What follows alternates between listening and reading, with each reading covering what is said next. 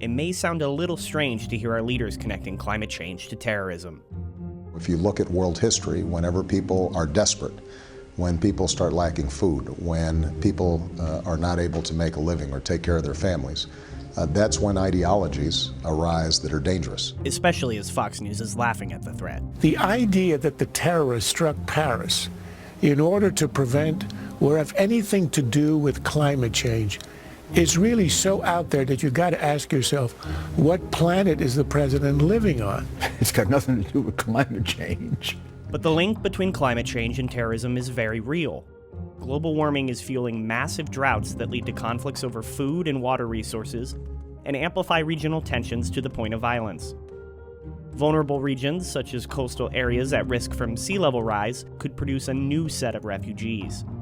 Flooding and extreme weather pose risks to American naval ports and military bases, and the World Health Organization estimates that over the next few decades, climate change will cause 250,000 deaths each year from hunger, disease, and heat stroke. That's why the Department of Homeland Security and the Pentagon recognize climate change poses an immediate threat to our national security. Pentagon's new report on climate change was released Monday, and in it, Defense Secretary Chuck Hagel writing, quote, "In our defense strategy, we refer to climate change as a threat multiplier because it has the potential to exacerbate many of the challenges we are dealing with today, from infectious disease to terrorism." About 7 years ago, the Center for Naval Analysis Military Advisory Board, a board composed of very distinguished 3- and 4-star retired admirals and generals, released a report that for the first time identified climate change as a threat multiplier and an accelerant to instability that could in fact impact national security.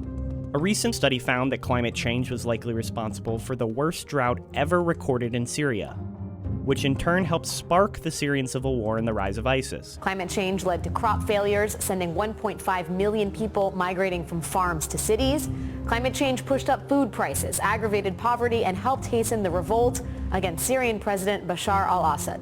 These types of disastrous droughts will only become more common in the Middle East and North Africa as global temperatures continue to rise. This is a big reason why it's so important that countries come together this year to act on climate change.